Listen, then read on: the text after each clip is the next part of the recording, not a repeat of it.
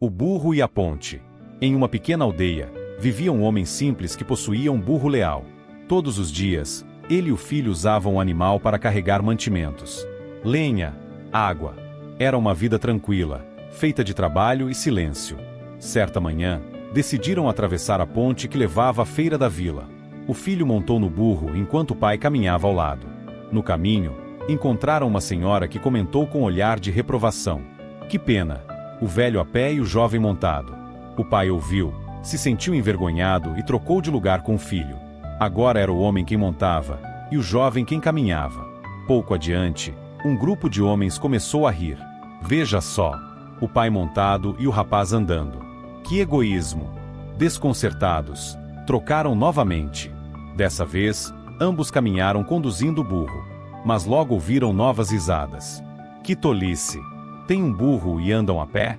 Sem saber mais o que fazer, decidiram que os dois montariam no animal. Assim, talvez, ninguém reclamasse. Mas ao atravessarem a ponte, o burro cansado e sobrecarregado começou a cambalear. O peso era demais.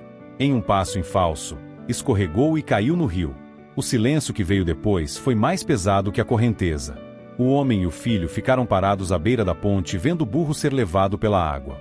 Tinham perdido o que era deles, não por maldade, mas por tentarem agradar a todos.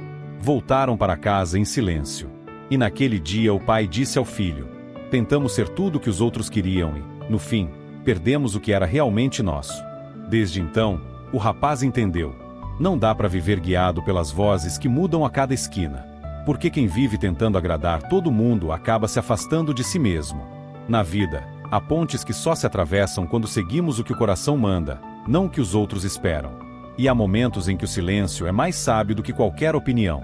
Então, da próxima vez que você se sentir pressionado a mudar para caber nas expectativas dos outros, lembre-se do burro e da ponte. Porque quem vive para agradar, nunca chega inteiro do outro lado. E assim, você achou a lição.